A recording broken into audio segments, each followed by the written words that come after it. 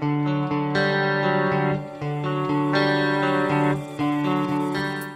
of you for being here on the second annual Himalayan Consensus Summit. And I want to begin by saying this is not just a conference. It's not just a forum. People make speeches and go home. This is a process.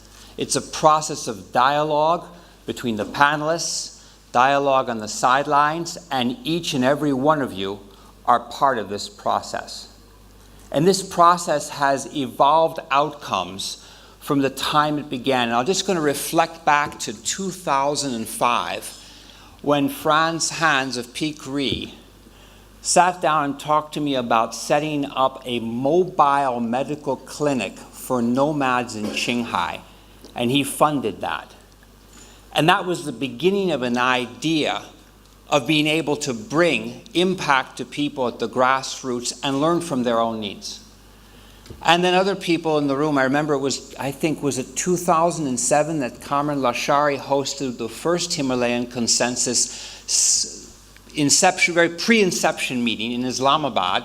Is that right? And I remember spending many days with Shirin Tashi in Bhutan and also consulting the Prime Minister to come up with the concept of a fresh economic paradigm, economics with planetary integrity. And that brings us to the conversation that's going to be in the room today, because Himalayan Consensus is about identity, community, business, finance, and environment, and recognizing that environment is the next megatrend for growth and investment. And Chris Flensburg from SEB is here to talk about green bonds. He's the architect of green bonds and how that's going to play a role in the future. Those 5 integrals are the paradigm of Himalayan Consensus. But this is not something that's coming from theorists in a university or people in a think tank somewhere in some far-off country.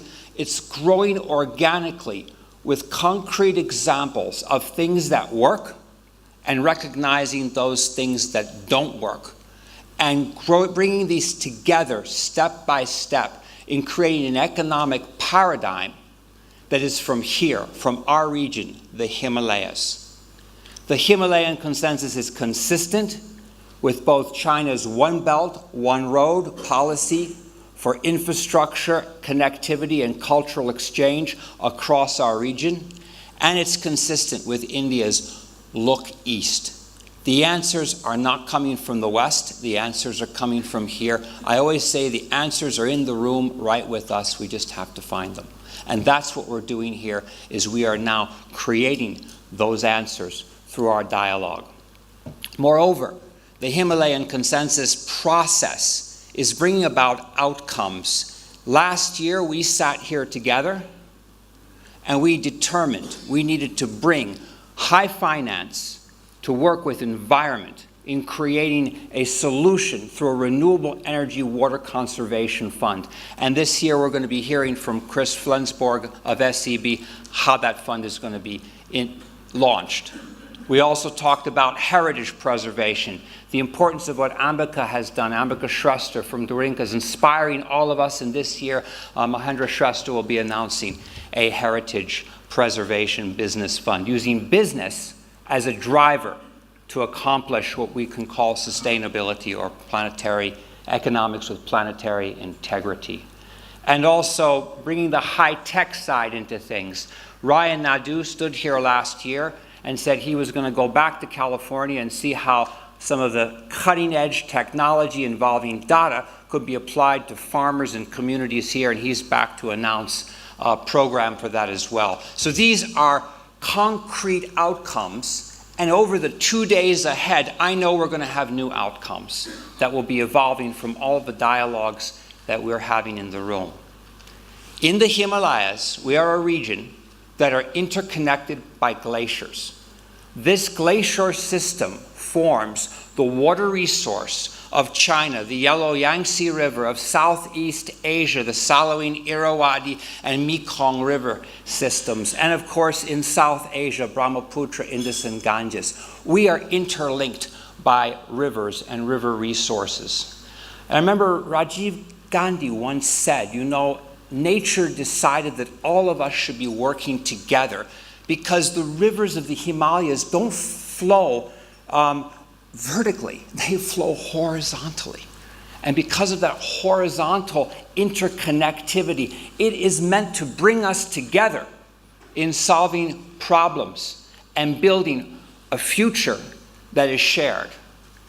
At the same time, we all know with impending climate change, severe glacial melt from anthropomorphic climate disruption, that the resource of water is getting less and less. I always say we can give our children money, we can give them an education, but can we give them water to drink? There's nobody in this room who can guarantee that they can give their children water to drink.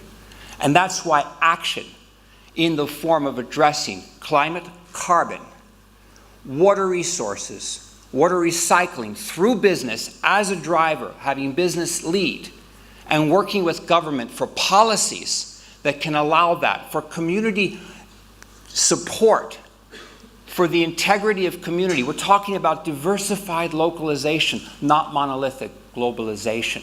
The integrity of communities is not about just economics, but it's also about identity. And that brings me to another closing question here this morning. That will be our closing question at the end of these 2 days. How do we prevent conflict? Because in the day ahead, we're going to begin with renewable energy as the opening panel, transboundary water solutions, and finance. How do we finance water and energy?